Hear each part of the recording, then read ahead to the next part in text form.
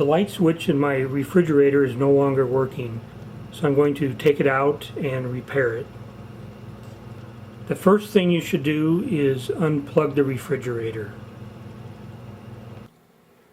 And now I'm going to remove this plastic trim that covers the switch. Depending on the make and model, the placement of the screws is going to vary.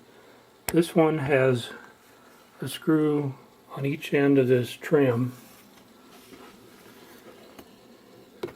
and then there's another one about in the middle.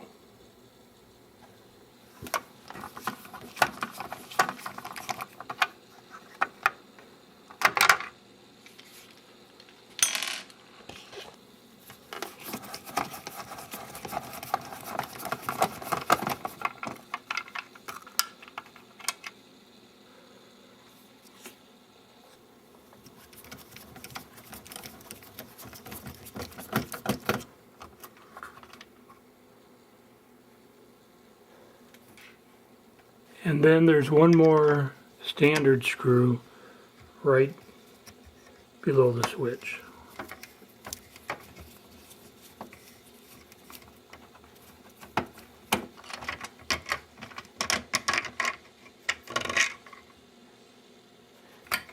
And now I can remove this plastic cover.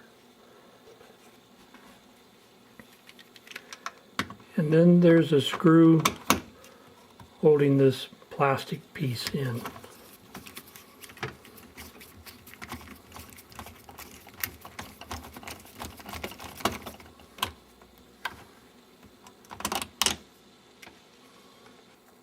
And with that screw removed, I can drop this plastic piece down, and you can see the wiring for the switch right here. So I need to unplug that. So here's the plugs for the switch. I'm just going to remove those.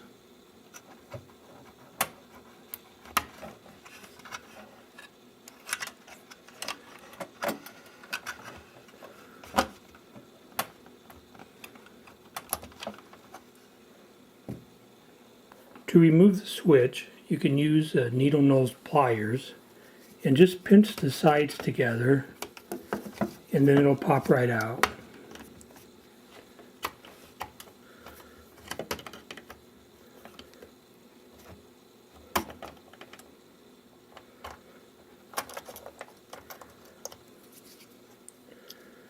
There's these two spring clips, one on either side, and you just pinch those together, and then you can pull that out. And now with the switch out, the next thing I'm going to do is check it for continuity.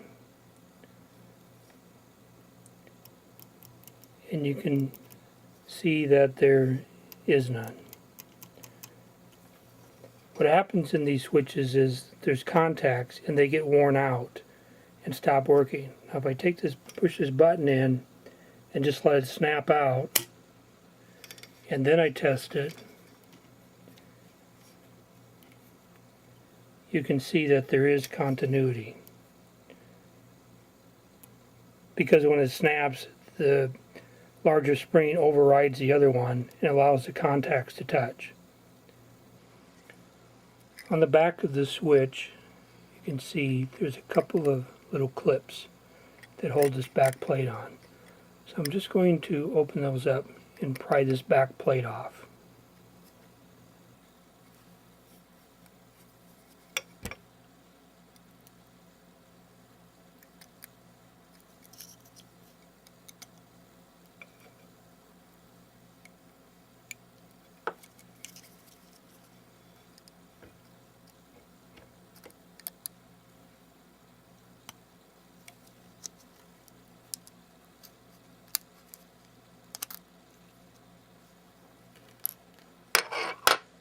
Now you can see inside the switch you have this contact plate with this spring on it. The spring is what holds it against the contacts, and when you close the door and push this button in, it pushes it away. So this small spring is no longer able to push these contacts together. You can see on this side of the plate, there's a little bump here where it makes contact, and it's been worn down on the opposite side.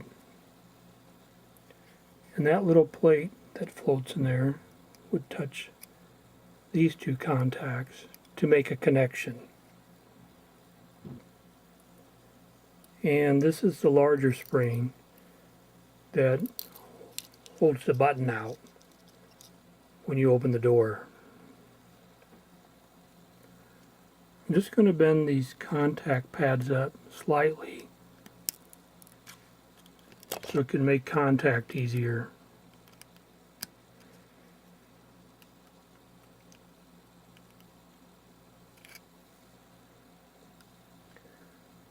And I'm going to stretch this small spring out a little bit to give it a little more force against here.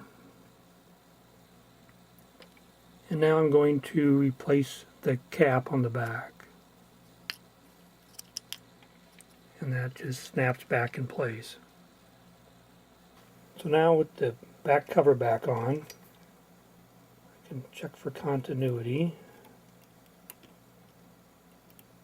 You can see that is working.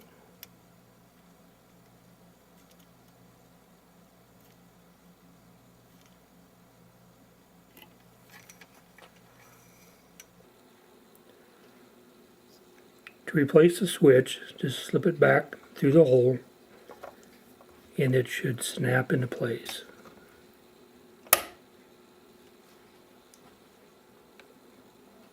And then reconnect the wires.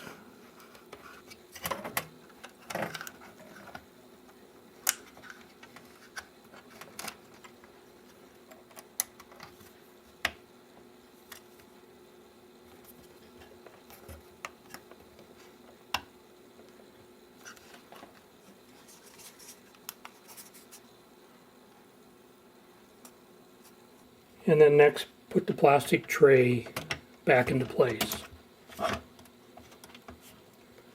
And replace the screws.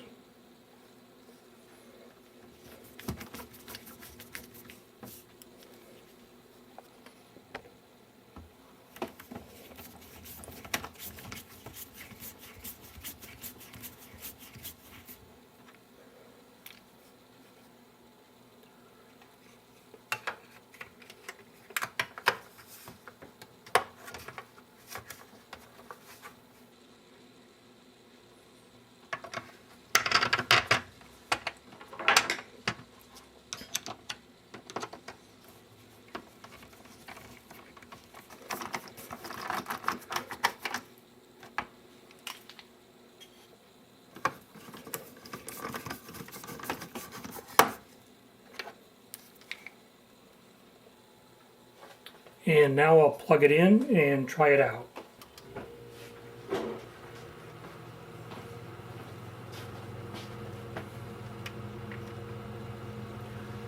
And once again, it's working like it should.